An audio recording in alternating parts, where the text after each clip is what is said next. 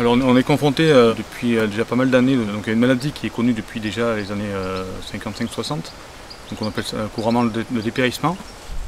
C'est la cicadelle qui transmet la maladie.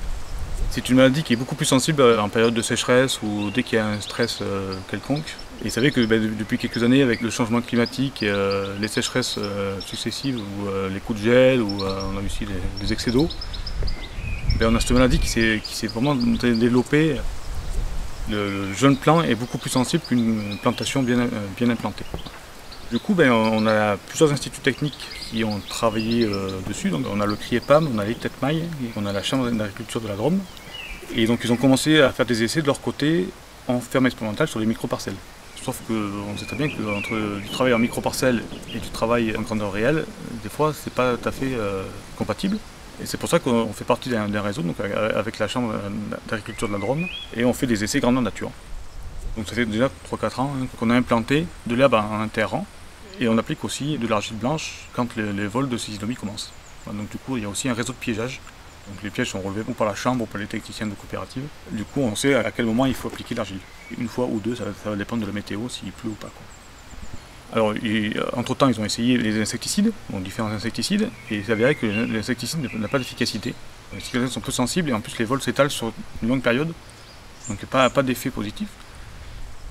L'herbe, a priori c'est la couleur plus verte. Du coup, la cicadelle est plus attirée par l'herbe et moins par l'avant, et puis le fait que ça sème plus frais le sol. Et l'argile blanche, c'est pareil, on présume que c'est le changement de couleur ou le fait que ça durcisse un petit peu la feuille. Ouais, donc, du coup, pareil, la cicadelle va moins piquer la plante. L'écartement en 3 rangs est de 2,80 m, donc on était parti sur 80-90 cm dans le même moment en largeur. On s'est vite aperçu que ça faisait quand même pas mal de concurrence à la lavande, qui craint énormément l'herbe. Progressivement, en fait, on a réduit. On s'est aperçu qu'il y avait le même effet. Donc aujourd'hui, on part plutôt sur une largeur de entre 40 et 50 cm. Et ça suffit largement. On s'est aperçu qu'en fait, le fait d'enherber la première année, la lavande se développe en même temps que le gazon, et du coup va chercher plus profond les réserves en eau, et ce qui fait que la concurrence est moins importante. L'argile, en fait, on utilise le même équipement que nous on sert pour désherber les lavandes. C'est 3 jets par rangée qui sont utilisés pour bien répartir l'argile sur tout le plan. Depuis qu'on applique l'argile et qu'on commence à enherber, on a quand même beaucoup moins de dépérissement. Maintenant on commence à avoir un peu de recul, ça fait 4-5 ans qu'on le fait. Ça nous permet de tenir des plantations bien plus longtemps.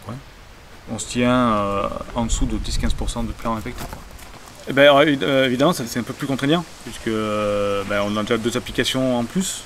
Il y a une concurrence hydrique avec l'armement, ce qui fait qu'on a un rendement légèrement inférieur. Mais même avec un rendement légèrement inférieur, si on garde la plantation 2-3 ans de plus, on s'y retrouve à la sortie, donc pour moi on n'a pas hésité. Moi je conseille Alors, il y a des groupes qui sont accompagnés par la Chambre d'agriculture de la Drôme, donc il ne faut pas hésiter à contacter pour un suivi.